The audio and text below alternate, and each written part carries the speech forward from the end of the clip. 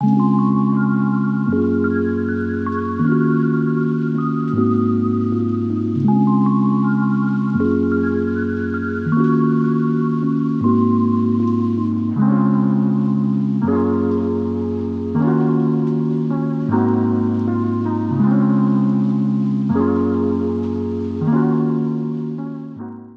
to Crushgasm, the podcast dedicated to the highs and lows of crushes. From their first to their worst, we're going to cover them all with a cascade of characters, including our guest today, the master of shenanigans, Kasey Box, the world's greatest uncle, an aspiring literature creator, and a movie-addicted podcaster extraordinaire who is here to talk not only about his cascade of shows, An Evening at the Movies, Season to Season, and a couple others, but also his reality TV crush on the often imitated but never duplicated American Idol herself, Kelly Clarkson. Kasey, how are you?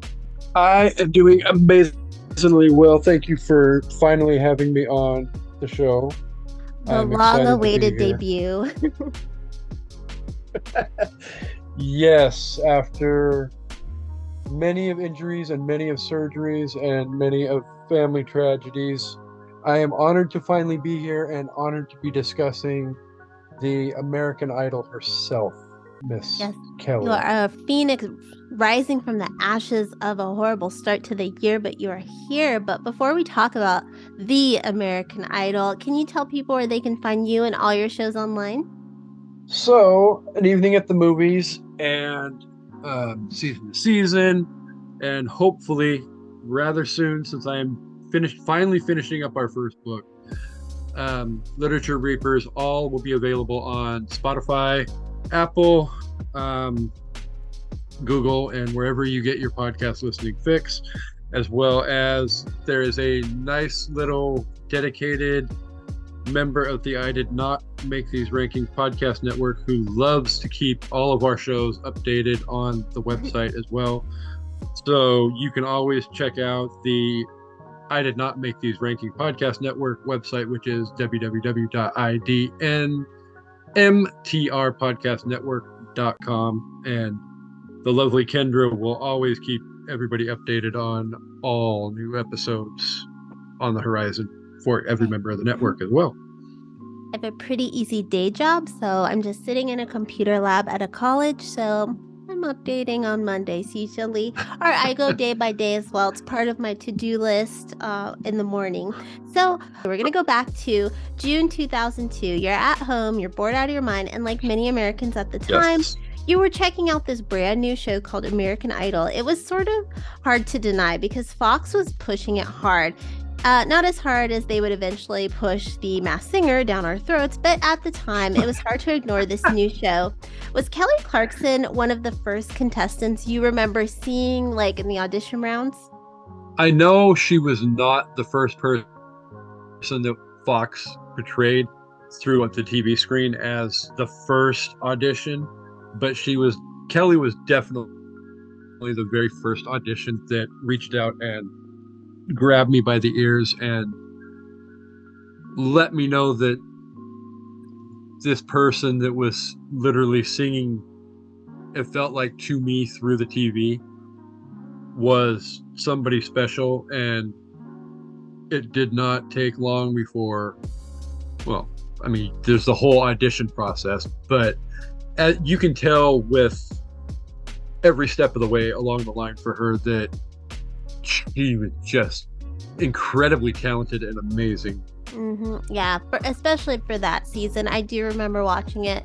And yeah, I really don't think there was much competition for winning. It's kind of like any reality show. Nowadays, it's kind of easier to pick apart because of editing, and we're so used to how these competition shows go and who the producers are probably going to push to win. But at the time, it really was like she was a standout. She was going to win, and she was undeniable. She had what Simon Cowell likes to call the it factor, and I think you can kind of see it in almost every winner. Almost Taylor Hicks season 5. That was a wild one, but yeah, that one caught me off. The Taylor Hicks win definitely caught me off. It's nothing against Taylor Hicks per se, but that's strange. It was definitely very weird and not who I had picked to win. I don't think a lot of us had him to win, but I do want to get your opinion on something. American Idol came out not even like a full year after the tragedy that we all know is 9/11, and it was a Yep. show that really we all tuned in, and it just became this show that kind of brought us all together. It was like very water cooler talk. I remember my mom would talk about it at work. I was talking about it at school. Well, over the summer, I was in a summer program. Do you think Kelly Clarkson and the rest of the cast kind of helped unite America after such tragedies? I would say, yeah, they did because, and it's not even just season one. Those first couple of seasons of that Mm-hmm. show was, there was a lot of talent as far as winners go, and even some of the um, cast members that didn't necessarily win. Um, we at that point, we're just approaching the 1 year anniversary of that horrific day, and that I thought, yeah, it was definitely something that America needed at that time, where we'd spent the better part of a year, supporting the victims and the people that suffered through the tragedy, and supporting each other as a country. And American Idol gave us something where, it wasn't something that we were expecting, with the whole Simon and his raw, brutal, unbridled attitude, where if you sucked in the audition, he was not afraid to come out there and literally tell you.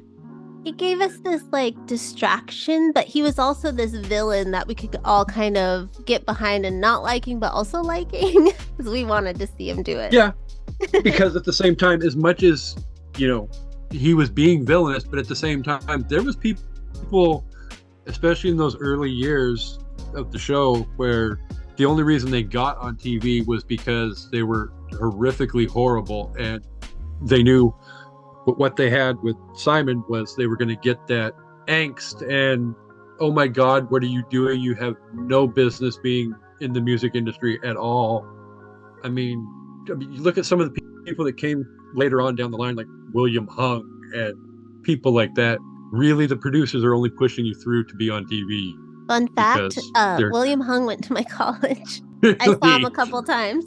and I was it's like, not, he was, the performance was fun, but at the same time, if you're sitting there watching that on TV, it's like, he's not going to make it through to Hollywood. I'm sorry, William Hung, but at the same time, She Bangs is not, well, for one, She Bangs is not necessarily a good choice for the song to begin with, but yeah, it's not one that you're going to make it to Hollywood singing. no, it's not a vocal a thrill. But back to Kelly, because you sort of had to be not so bright, like we said, to think that anyone else was winning this season. But for you, was there like a particular performance or like a moment in the show where she went from somebody on the show to like, oh, this girl is my crush, I'm tuning in for her? She reached crush level for me. It wasn't very far in, but it wasn't like those first one or two performances either. I remember her singing Express Yourself.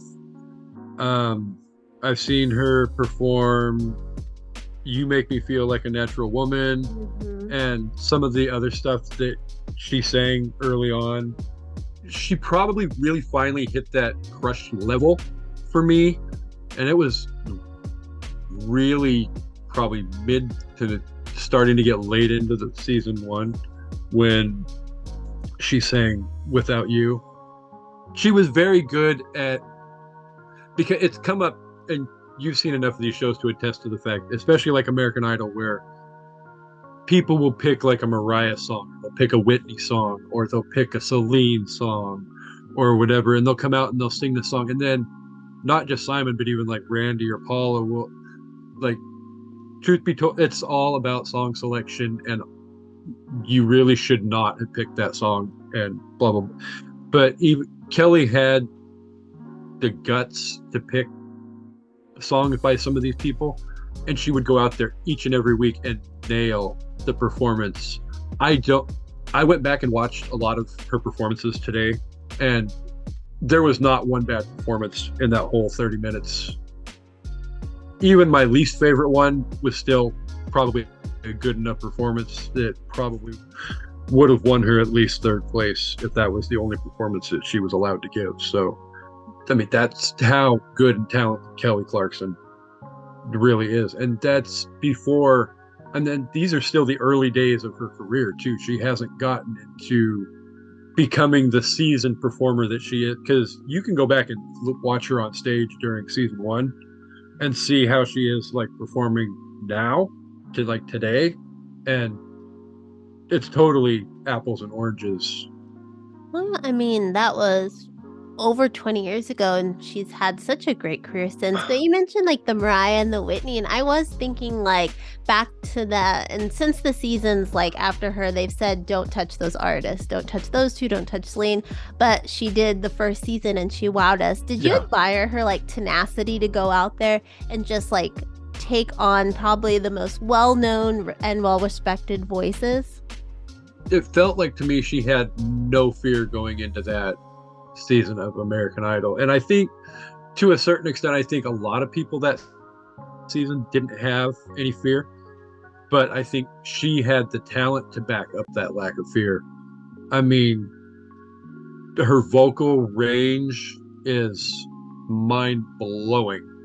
Along with her musical abilities, you say she's the full package. I mean, we've covered the talent. She's also really funny. She's beautiful. Those are pretty much like the key ingredients when you like have a crush on someone. But for you, where does sense of humor rank like for crushes? Is that like number one that almost all your crushes share? Definitely humor is a must because at the end of the day, you have to be able to laugh at anything. And I mean, shameless plug. I mean, that's one of the beautiful things about our podcast network is the fact that for the most part, we know how to make each other laugh uncontrollably. And I can watch Kelly, I can watch the talk show, I can watch Kelly on The Voice or whatever. And she's incredibly witty. She's funny. And if you can make me laugh, then once I get to starting to laugh, then I can forget my problems and just get lost in a moment, whether it's listening to you tell stories or listening to you sing songs or whatever the case may be. But Kelly aside, she's we'll say she's like up there, so we don't need to put her in this ranking. Who are three other kind of celebrity crushes that you crush on because of their sense of humor? Next one behind Kelly probably would be Margot Robbie. She's it's weird, but the first time seeing her play Harley Quinn in the first Suicide Squad movie, funny, sexy, amazing, all of it rolled into one. We're gonna go a little bit old school with this one, and it would be Elizabeth Shue from Mm. The Karate Kid. Just for the pure fact, well, The Karate Kid was a huge part of my childhood growing up, and my An Evening at the Movies co-host will attest to that. She probably would yell at me if I did not have Elizabeth Shue as one of my three. But she was a very preppy character in that movie. But again, there was something very comfortable about her and comforting about her. So that was one of those moments where she, as a person, quickly found a place in my heart. Third one, I'd probably still not a little bit old school, but not as much old school. Probably though would be Julia Roberts. Just, she's incredibly beautiful, and I think she can be funny and smart and all of it. Again, comfortable at the same time, all up into one. So those would Margot Robbie, Elizabeth Shue, and Julia Roberts. Very nice trio. Julia Roberts, just that smile too. I mean, it's infectious. But she is a little older And than you. and But that Kelly, laugh. I mean, yeah, it's the laugh. I always think when she's in the bathtub when she laughs in Pretty Woman because I love that movie. But she yeah. again, she's a little older than you. But Kelly Clarkson around the time that well, still because age doesn't change. But at the time, you guys were in your 20s. Did that kind of play a part into the crush? I always think of that. Like when I'm around the same age, I'm like, maybe it could happen. We're not that far apart. Even when they're like a lot older though, too, for me. But I'm like, oh, maybe if we meet. Yeah. Well, in her audition interview, she brought up the fact that she was like 20 years old, just like days or weeks before her audition. And this is like 2022. So she's only literally like a couple of years younger than I am. So it's one of those things that it helps bring that level of reality potentially into that back of your brain to help fuel your fantasy. But yeah, I think being close in age and all of that can tend to make it feel a little bit more potentially real, like it could happen, but it's still, yeah. It allows the fantasy to keep on going. Exactly. You got to keep the fires burning Mm-hmm. as long as you can. Yeah. Unlike Dre and Felicia Rashad, but The we won't flame put is him still down for that burning one. for him, though. We actually, yeah, he'd still go for it. He says. I mean, I love Larry Hey, King until the day he died, so that's my boy. R.I.P. hey, So, at the end of the day, yeah, we just talked about RIP on an evening at the movies about an hour ago because we discussed Cocaine Bear for this week, oh, and mhm. we paid RIP tribute to Ray Liotta. So Not his final film, which I was like, that's one hell of a film to go out on. But he has one more, I believe, coming out with Charlie Day directing and writing, which I'm really excited for. I will say that I was pleasantly surprised with Cocaine Bear. So back to American Idol, there's apparently been like 19 more winners since Kelly Clarkson. I can name up to maybe season 10 because I was hardcore for 7. I went to almost every taping. I was insane. Um, did your love of like, since you fell in love with like the first American Idol, did you keep watching in hopes that maybe like you'd be able to find another crush on that level? Was probably 100% loyal and faithful, like you were, for probably about 6 to 8 years, somewhere in that window.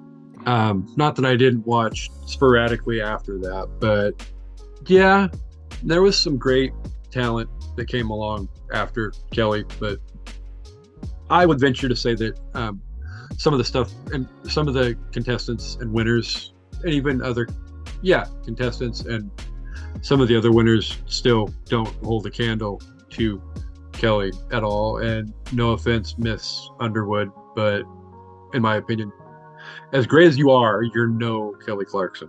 Yeah, I don't think vocally, I mean, I can't attest for anyone who won after I want to say Philip Phillips because he's the last one I can name. Any of them have been vocally up to par with Kelly Clarkson. I'm a personal, like I said, No. I was obsessed with season 7, so I always have a thing for David Cook, even though he wasn't my favorite. My favorite was the dread-headed guy, Jason Castro. You remember him? And love. Yeah. Yes. Fox couldn't say that he was high, but we all assumed. Oh, yeah, definitely.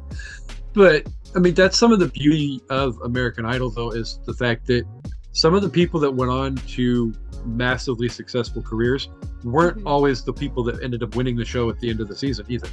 And I'm not trying to poo poo on some of these other people, and I won't name people that I don't think had massively successful careers, but guys like Chris Daughtry didn't win the show. My pick from that was the first time that season I saw him in the audition, and I was like, that guy is going to be huge. And my friends, the people are like, ew, I don't like that voice. I was like, no, that guy's going to be huge. That was right. Yeah, and then he doesn't even make it halfway through the season before he's voted out. Mhm. So, and I think part of that can be too the fact that some of those like quote unquote theme weeks that they get thrust into the middle of, Some of those Mm-hmm. people, like Daughtry, don't always fit into some of the stuff that they're forced to pick songs from. So that Mm-hmm. can make it a little bit more difficult for them to move through that week. And that I don't remember what that week's theme was for him, but I vaguely remember that he had a bad week that week because of song choice, and it came back to bite him in the butt. So Before we stopped kind of watching all the time, like this show, American Idol was producing these big, like we knew them. They were mainstream artists after the show, and even like you said, the ones who didn't win went on to have careers. But I feel like in recent years, I don't know, like it seems like the shows, both American Idol and The Voice, are more about the coaches and judges than they are the contestants. Like every voice commercial just has the coaches. So like, do you think like yeah, I don't know. We've grown more obsessed with celebrity since then? So we're just like, oh, what is Blake Shelton doing on the show? Instead of like these up and comers that, I mean, we could be missing out on the next Kelly Clarkson. Just we're seeing whatever, Levine and Blake Shelton's bromance instead. Like, it's weird. yeah, that it didn't take long before The Voice started really feeling like it was geared towards the coaches and their storylines per se, like Mhm. Blake and Adam and their bromance, or even like now you've got Blake sitting at one end of the stage and Kelly sitting on the other end, and they bicker back and forth like they're brother and sister for an hour or 2 hours or however long that day's episode of the show is. And not that I'm complaining per se, but I mean, at the end of the day, it's supposed to be about the contestants and their journey to, becoming the voice or becoming America, the American Idol. Mm. And it seems definitely more like it's all about bolstering the coaches or the judges' careers. Mm-hmm. Maybe not as much on with the judges on American Idol, because I don't think you're necessarily boosting Lionel Richie and Katy Perry and Luke Yeah. Bryan's careers. Yeah, I But think they're doing okay. yeah, well, and not that, Chance the Rapper and Yeah, the Blake same. Shelton and They're not Kelly suffering either. Clarkson and aren't doing well either, but it is what I but yeah, it definitely feels more like they're getting away from the contestants, which could be a good way of saying we're trying to illustrate that that could be a lot of the reason why um, the contestants don't seem to just explode into the stratosphere like people like Kelly Clarkson did, or Jennifer Hudson, even, or Carrie Underwood, or Daughtry, or Clay Jordan Aiken. Sparks, or any Clay Aiken, Ruben Studdard. A lot of these people, even if they're not, 20 years later having monstrous careers like Kelly or Carrie or whoever, Hmm. but they still had a nice little brief run coming out of American Idol where they had at least a little bit of success. And for most of them, it was more success than they had before they auditioned for the show, too. Hmm. And that's why I feel like American Idol around season, we'll say 8, 9, was like the last genuine reality show where we got to see people become something. And then it got really overproduced with things like the Kardashians. However, do you think like American Idol, Kelly Clarkson kind of set us up to be reality TV obsessed? And can we forgive her for that? Yeah, well, I can forgive Kelly for anything in the world. But we won't necessarily go down that road. I think, yeah, I'm going to go ahead and say we can blame American Idol. I mean, for those of us who are old enough to remember the era that basically reality TV came out of, which for most of us is going to basically basically reality TV exploded into the stratosphere in the summer of 2000 with a little CBS television show called Survivor. And then you had Big Brother and American Idol and stuff like that that all came at the about within a couple of years of each other. And shows like The Amazing Race and Survivor and Big Brother, I think they set the stage. And then the fact that American Idol really, and I've even heard Simon Cowell say this, and I believe Randy Jackson even agreed with him at the same time. The right person won season one. If it wasn't for Kelly coming along and winning that show, if anybody else from that season had won, American Idol probably doesn't become the hit phenomenon that it became going forward from there. And I don't want to respect people like Justin or whoever the case, anybody else from season one. But at the end of the day, there really was nobody else in that season that was on the same level as Kelly was. And Justin was probably the closest to being on the same level. And even he was light years behind.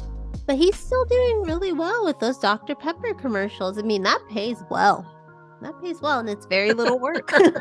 Hey, if you got to do what you got to do to bring a paycheck in. We respect hustle, and I did not make these rankings podcast network. So if you're willing to hustle, you get our respect. I feel like anyone who was alive to watch American Idol at the time, the first season, they see that commercial and they instantly know who it is. He's really like, I mean, you remember him. I mean, he came in, he was the first runner up.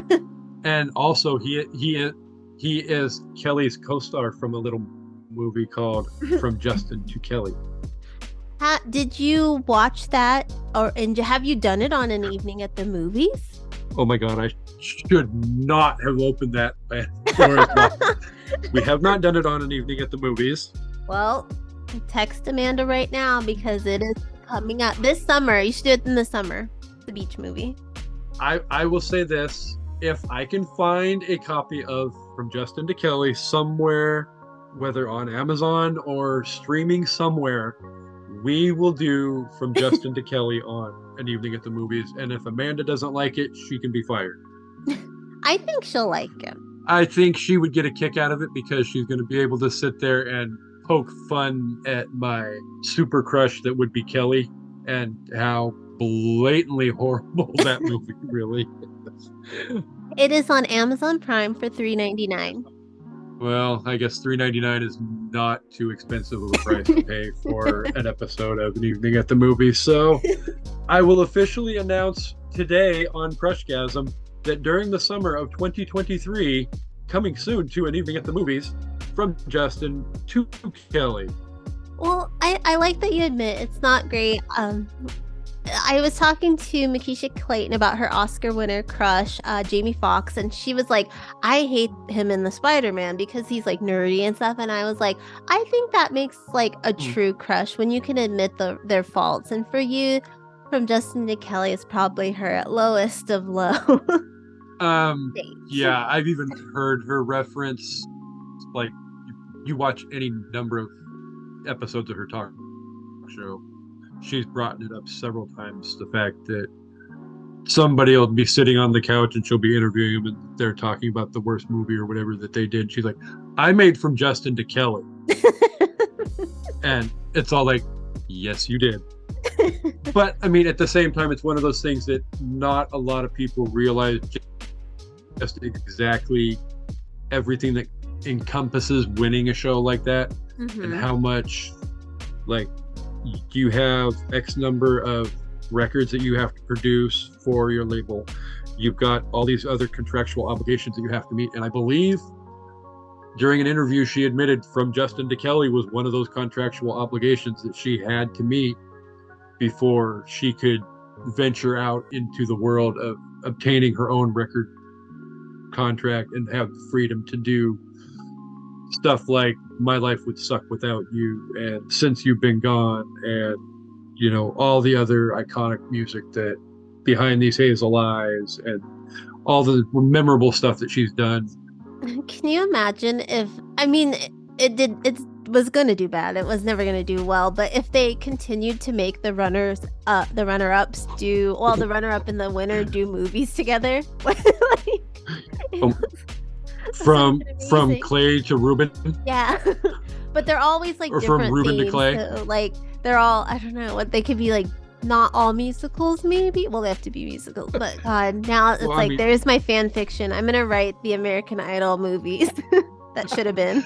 my God, So you they, mentioned like we mentioned from Justin to Kelly, and you've talked about her talk show and her music. So it's pretty easy to assume you followed her career since the show. yes, career and unfortunately personal life as well. Yes, yes, yes. But she's get better. When she got the talk show, Ellen was kind of on her way out. I don't do you think Yes. her show it does really well? Her and Drew Barrymore are killing it. Do you think Kelly's show is gonna last as long as Ellen, which was what, 20 or so years? Maybe the year she won. I think it comes along with talk shows because like my first like real venture into like celebrity talk shows was like the whole when Johnny Carson retired and Jay Leno took over the Tonight Show, and you had the whole competition between, is it going to be Leno, is it going to be Letterman that takes over, and blah blah blah. You have to be old to fully appreciate. Harvey and I can appreciate Leno versus Letterman. The rest of you guys probably not. No, our But war is Leno versus um, Conan. but I mean, yeah, I mean, Leno was literally around forever. Letterman was around forever, and I think with celebrity talk shows, you don't really get the impression because they're there 5 nights a week, every night. I mean, unless there's like some tragic 9/11 or whatever happens, but they're there each and every night for you. At the end of the night, before you go to bed, you can turn on whichever show is yours, whether it's the Tonight Show, late night, whatever, and they're there, and you can just get lost in the essence of David Letterman or Leno or Ellen or whoever the case may be. I I know from what I've read and seen in interviews that Kelly is a very dedicated mother to her 2 children that she has with her ex-husband, Hmm. and even still to her stepchildren that he had from his previous relationship, and they're still, Kelly classifies those 2 kids as hers as well. That um, being in that talk show realm and doing the talk show every day and doing shows like The Voice and whatnot, it grounds her to a certain location. So, she can be staying semi-local and doing the motherly responsibility of raising her kids, and then but still gives her the right to, or still gives her the ability to be out in front of the audience and doing the things that she loves to do career wise, which is entertain her fans. She can still record music. She doesn't necessarily have to go out on a worldwide tour to promote her music, because once she records it, then she can debut aspects of her new project on her TV show, or she can perform singles on The Voice or whatever the case may be. So, I honest to God hope that her show can stick around for a significant period of time, because at the end of the day, she's entertaining and fun. I love watching her show. And again, I could watch from Justin to Kelly and still be a loyal Kelly Clarkson fan. So yeah, that one's Uh, never gonna die. Yeah, it was the hurdle y'all had to get over, but you did. And before we move on and talk about what you have going on with all your podcasts, we're going to use our imagination. We're going to go back to 2002. Say you went to a taping of the first season of American Idol, and Kelly, you guys locked eyes, sparks flew, and you were still together today. What do you think your lives would be like? I probably would have died of a heart attack a long time ago. No, just kidding. That's not a funny joke, but it's kind of funny. What would our lives be like today? I would like to think that we were both incredibly happy being together for what, 21 years now. I mean, that's outliving most celebrity relationships, even the great Tom and Nicole. But quote unquote, I would hope that our lives would be us living happily ever after. A couple of kids, her getting to continue her career goals and aspirations, performing whatever she wanted to do. Both of us realistically being able to do whatever we wanted to do career wise, like possibly providing myself the opportunity to focus more of my attention on writing and things of that nature, and possibly even pursuing screenwriting, or a secret dream of mine that's always been in the back of my head since being in theater in high school was wanting to be a director. So possibly even directing movies or things of that nature. And ultimately, like I said, at the end of the day, living happily ever after, both of us chasing our dreams. As long as we're happy, that's all that matters. So Well, we're gonna enough about Kelly. We're gonna talk more about you now. I think we all start our podcast because we like to talk about the things we love, and for me it's crushes, for you it's movies. So we're gonna start with the mothership of your podcast, if you will, an evening at the movies. I want to know what movie kicked off like this lifelong love of cinema for you.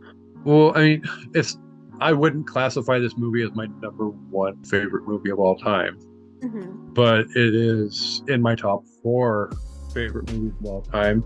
And shameless plug for next month, it will be one of the first two movies that we do for the month of May.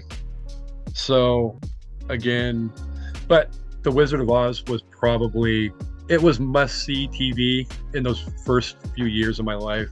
I remember the fact that it literally was one of those movies that was on like once a year. Hmm. And when you got the TV guide and you opened the TV guide and there was that big picture of the iconic image of the movie poster or whatever, like the ad basically was right there at the bottom of the page. It's like, ooh, coming up on Wednesday night. So it was all the or Friday. It was always a Friday or Saturday night because it was one of those things where you knew as a 5-year-old kid, it's like, okay, I'm taking a late nap that day because I have to stay up and watch The Wizard of Oz, because VHS really wasn't a thing at that time. So you weren't rushing out. You couldn't rush out to rent movies. So if you missed it that one night, you had to wait a whole nother year for it to come back around again. Yeah. So, but no, The Cool. Wizard of Oz was probably the one that got me really loving movies. And then as far as going to the movie theater goes, and I'm so gonna get slammed on for this one on Tuesday night, but my aunt and uncle took me to a specific movie when I was just a couple of years old, and having a big, huge spaceship fly in, it seemed like over your head, but basically from the top of the screen, right into full frame being was like mind blowing. And that movie would be the original Star Wars. Hmm. So Hmm. as a 4 or 5-year-old kid, seeing that for the first time in a big movie theater, and this is before you had the quality sound speakers and all of that, but still it was big enough that it rattled your brain. So those would probably be the two movies that are responsible for my love of movies. And then it spirals downhill into The Green Mile and The Crow and other things, Edward Scissorhands and things of that nature. But it's one whole big Pandora's box. We could do a whole episode of an evening at the movies and spend an hour and a half talking about all of my favorite movies and why I love them. And You started an evening at the movies about a couple years ago. Had you been interested in podcasting before that or done anything along those lines, like radio or anything? I never in my entire life did I ever think that I was ever going to do this. So I'll keep it as brief as possible and not ramble on like I tend to always do. But um, I happen to, I'm a huge, anybody who knows me knows I'm a huge Stephen King fan as far as literature goes. And I happened to get involved in a Facebook group that was basically people that are fans of Stephen King books. And a guy by the name of Tim Arnold, who used to host a podcast called The Overlook, a Stephen King podcast, where basically he and his partner, Dewey, reviewed different King books and movies and things of that nature. It was an amazing show. And oh my God, there's episodes out there and I still love to go back and listen to them. But um, it was through them. Initially, I was supposed to guest on one of their episodes, and I was having technical difficulties, and it didn't work out. And during that time, my early stages of getting to know their show and getting to know them as people, I met somebody by the name of Amanda Kohlhofer through that group and through being a fan of. We were both fans of that particular podcast. We met and found out that literally Amanda is like my twin sister from another mister. I mean, I don't know how like you and Dre and Harvey see it, but I mean, there's a great deal of similarities between Amanda and I, and the fact that we can literally read each other's mind and finish each other's sentences is kind of creepy. But we share a lot of similarities. We like the same kinds of jokes. We like the same kinds of movies. We like the same kinds of TV. We like the same kinds of books. And she started the SIP list, and I guested on a couple of her episodes. And after I recorded, I believe it was our favorite holiday episodes of How I Met Your Mother, I started having ideas pop into my head. And for, okay, what do I really love the most? Books. I didn't want to do books because that was kind of sort of geared towards what like Tim and Dewey were doing on The Overlook. Mm-hmm. I didn't want to do TV because um, TV can be very overwhelming because there can be, depending upon how big the shows are that you get into, you Yeah. can it can be so many. I mean, Mm-hmm. you can attest to the fact, like with some of the stuff that you do, but that kind of ruled that out. I'm like, well, the only other real thing other than music, and I didn't really know where to go with music per se because I love all kinds of music. So I was like, the only other real thing that would work would be movies. So I started talking to Tim and Dewey and a guy named Joey who hosts Country Conversations, who is another friend that I met through the Overlook podcast, and Amanda, and started running ideas for TV show or for podcast titles and different concepts. And before I knew it, I had everything ready to go for the first episode of An Evening at the Movies, where Tim and I sat down. Tim came on for the first episode and we discussed in depth for probably 2.5 hours The Crow, which definitely is not, I mean, it got edited down big time before it went mid air, but it did not take very long after. I mean, Amanda was one of my first guests after Tim. Joey came on after Amanda, and we've tried different things. I've met great people through Amanda, through, you know, you guys and everybody. So, I got bit, and it didn't take much for that fire to get lit in my soul. And once I started going and the ideas started percolating in my head. An evening at the movies it became my baby really quick. And yes, Amanda is my co-host, and I don't when I say it's my baby, I don't necessarily say that to try and undercut her and not include her as part of the whole process, because she is a great, amazing co-host, and she's amazing, incredible as host of the Sip List as well.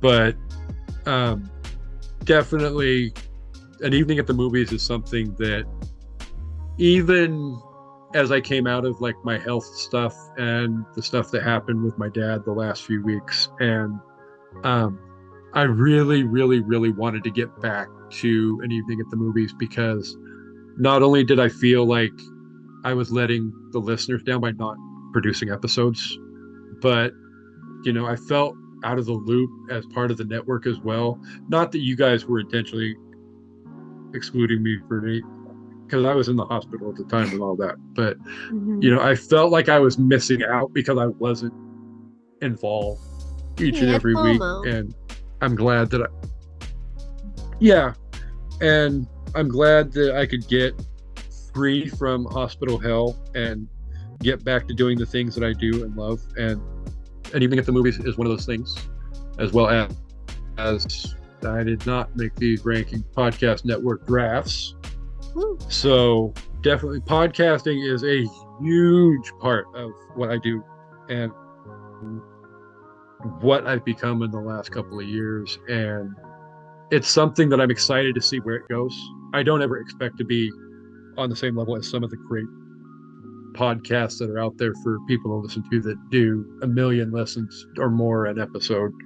But I work for an evening at the movies. I try my best anyway to work for the network, and I'm excited to see what the future holds for all of us as in the network as a whole. And then an evening at the movies. Wow, that turned into a longer rant than I thought it was going to.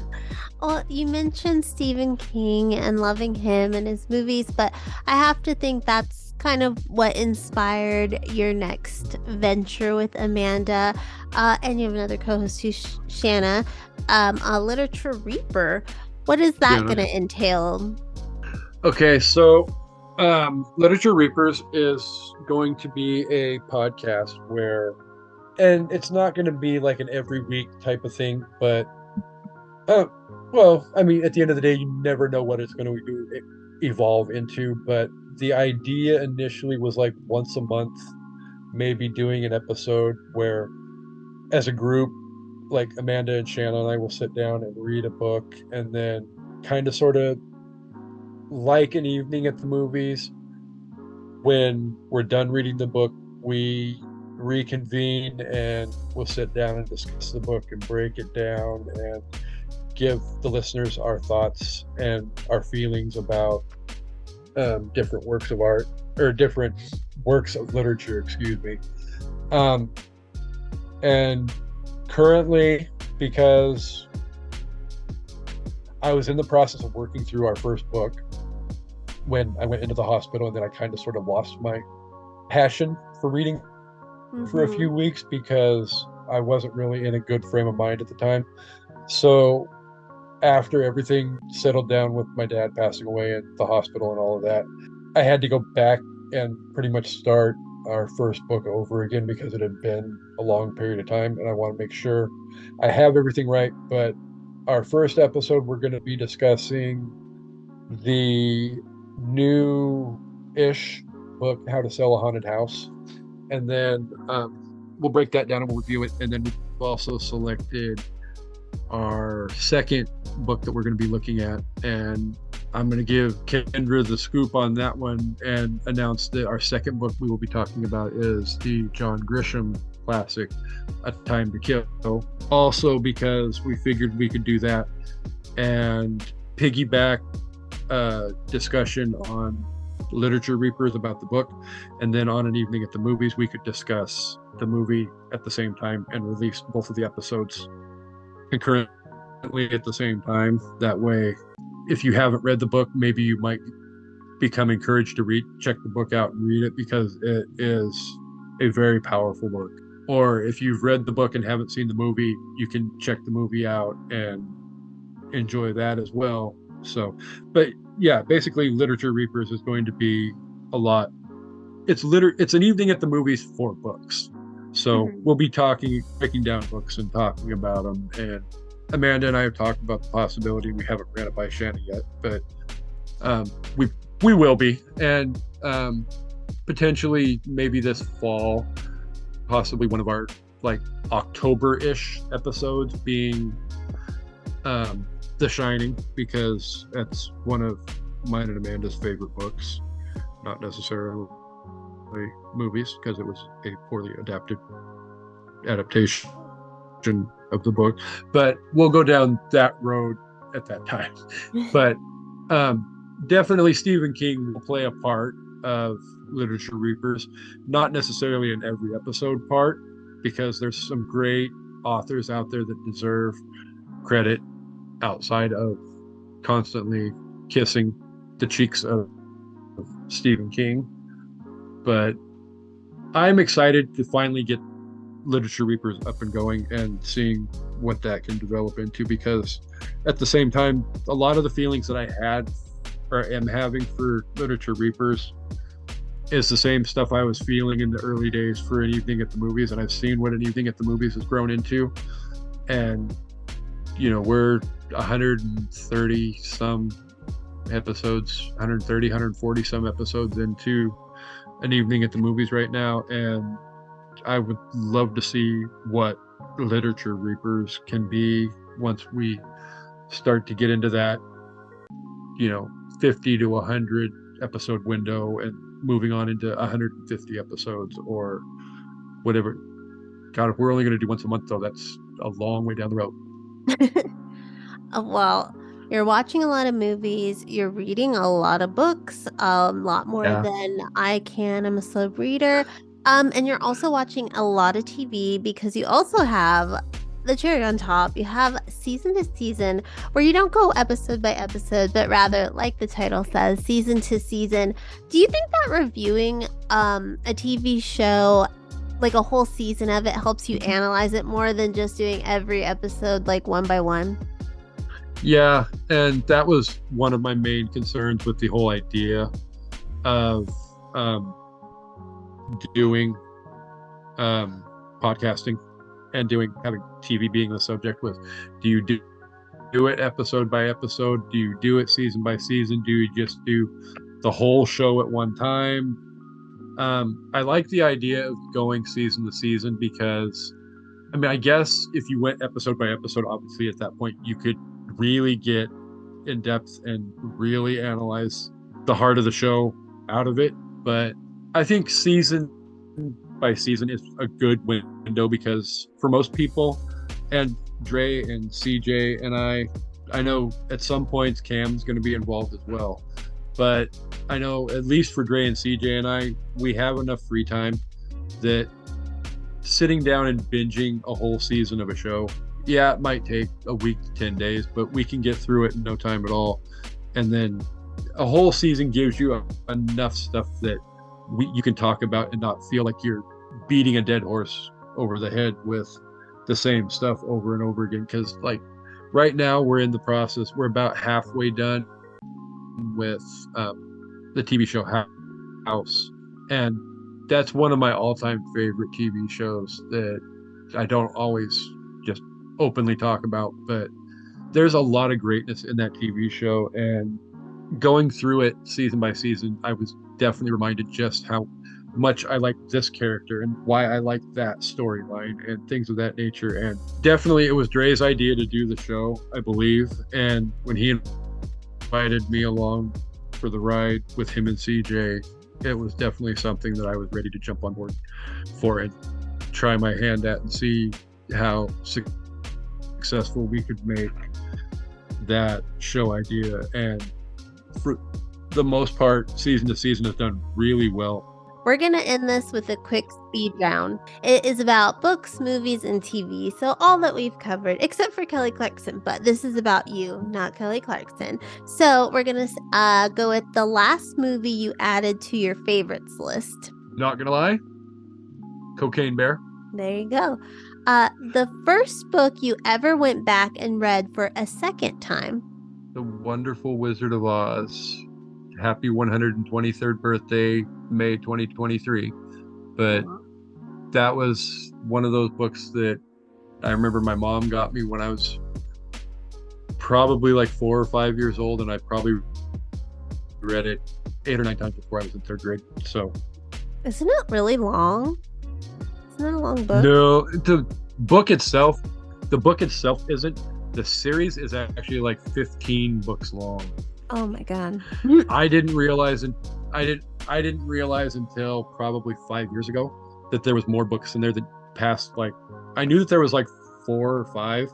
I did not realize there was like 15 books, and I have all 15 in paperback, and I still haven't gotten all the way through the series because when it comes to literature, I can have a little ADD at times. So when it comes to like series of books, I'll go through like 2 or 3 books at a time, and then it's like, nope, I need to move on to something else. Ooh, look, squirrels, I get that. and all of that. But eventually, someday, before hopefully I turn 61, I will be done with all 15 of those books. But Gotta have some goals in life. There you go. yes, um, exactly. let's go with the movie that helped shape your sense of humor. Beverly Hills Cop, the original. I remember watching that movie. I was probably like third or fourth grade when I first watched that movie, which would have been like 85, 86.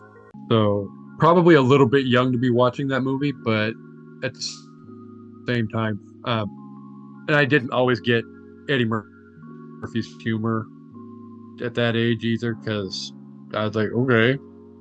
But I remember him being funny in the way that he delivered things, and he was such an incredible smartass. A TV show that you think had a perfect pilot episode. So I'm going to go a little bit off the wall and say one pilot that I really wasn't expecting to grab my attention, and I had never probably watched the show until my aunt bought me the first season on DVD, and I watched the first episode, aka the pilot. And um, by the end of the first 45 minutes, I was hooked and ready to watch the rest of the entire series. And that episode was entitled Welcome to the Hellmouth, and it is the first episode of Buffy the Vampire Slayer.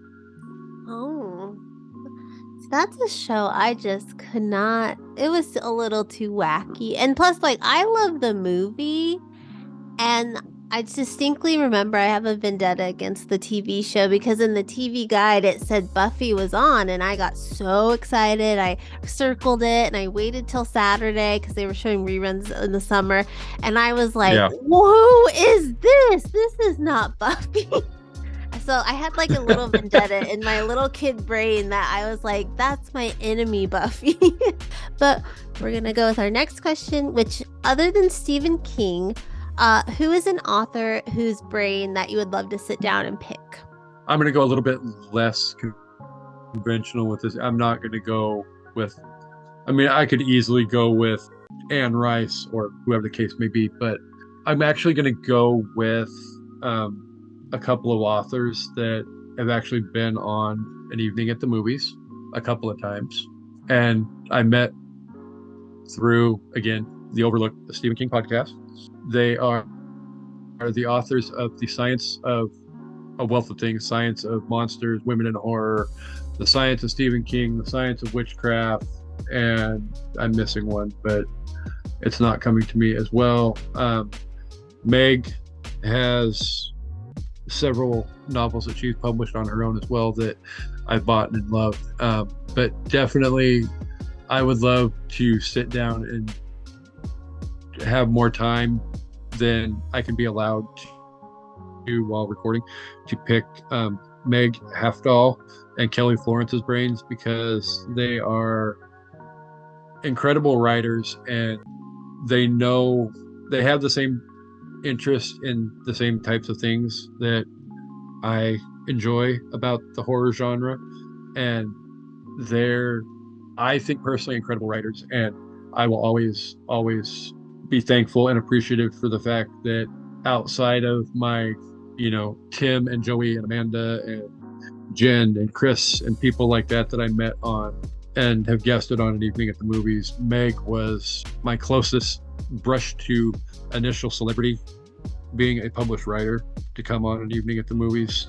So I so much appreciate that, and am so eternally grateful for the fact that she came on. And then her second show back on the show, she brought Kelly with her, and then she and Kelly came back again a second time. And they're people that I love having on the show because they're very knowledgeable and smart and funny, and we click very well, and they're inspiring at the same time. So I would love to be able to sit down off air because that would seem to be the best time to have the most amount of time to do it and just be able to ask questions and get their advice on certain aspects of writing and publishing and things of that nature, since that dream is still not all the way in the forefront of my devious little brain, but it's up there towards the front. And we got to work on getting one of my 4 or 5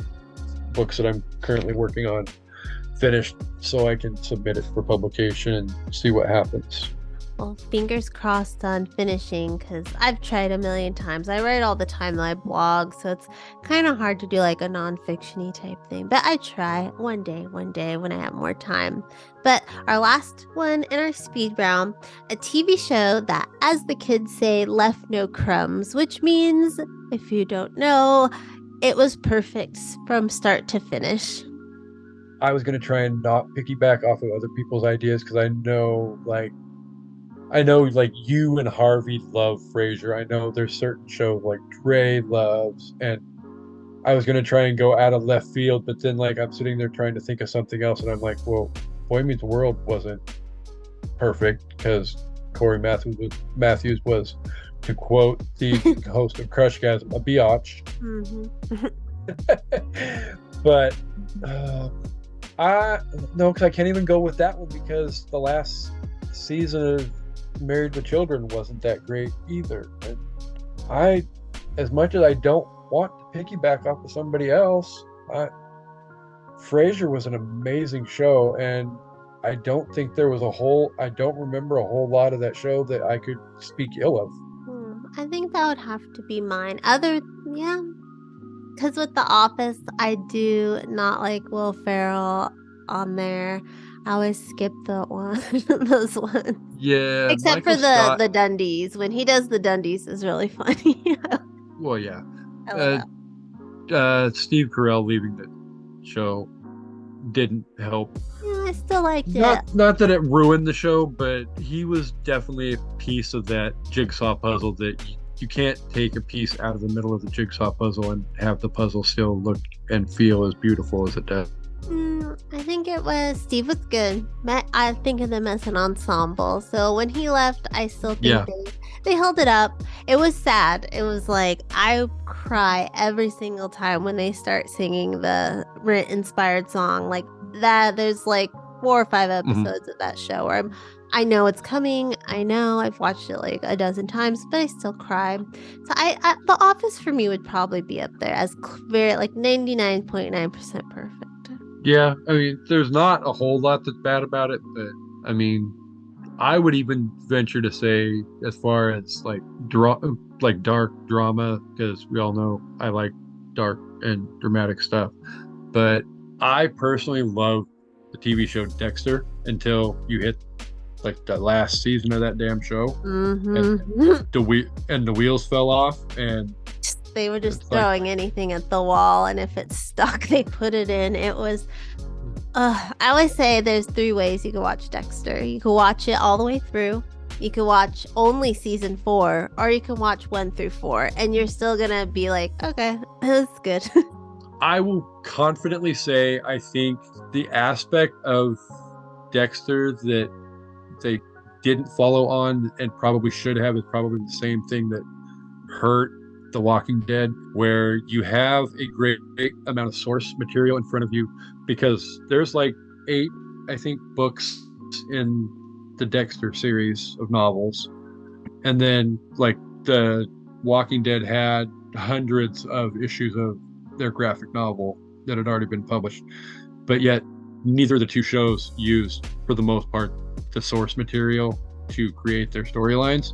So it's like, if you're a fan of both, then you start to read this, and then all of a sudden this starts happening on the show, and it's like, damn it, nothing's matching up, and what the hell are you people doing? And it is what it is. But Yeah. definitely both TV shows that I loved in the beginning and was very underwhelmed by how they both came to an end. Well, let's have a better ending here and have you remind people where they can find you and your plethora of podcasts online.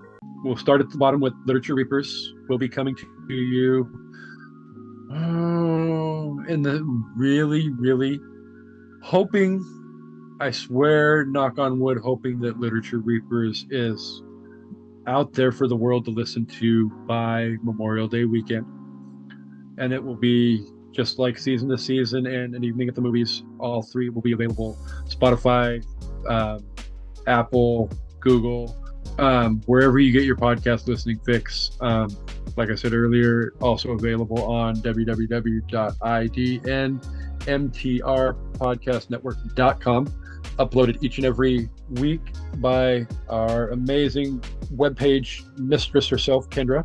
So you can always check out episodes there if you don't have the apps downloaded for listening as well. But An Evening at the Movies drops new episodes each and every, hopefully now that we're getting back on schedule, each and every Wednesday morning. So, and coming up early this summer, we are doing a greatest Tom Hanks movie bracket as well. So we will be crowning the greatest Tom Hanks movie of all time. And we will be announcing that on July 9th, which is his 67th birthday, I believe, this year. Other than that, we're going to be paying tribute in May to, like I said, The Wizard of Oz. Each and every week, we're doing new drafts with the network, and those are always fun and amazing as well. You can check all of those out. We will always try and post the links for people to listen and watch live, because it's a lot more fun for us to draft when you guys are actually participating and throwing in your comments along the way. So definitely, if you like listening to our draft episodes, definitely you need to check out the lives and be involved and comment on that kind of stuff as well. So, but you can follow us on social media and whatnot. Facebook, you can check me out, Kasey Box. Instagram, at you just search evening at the movies, all one word. Twitter, at evening at.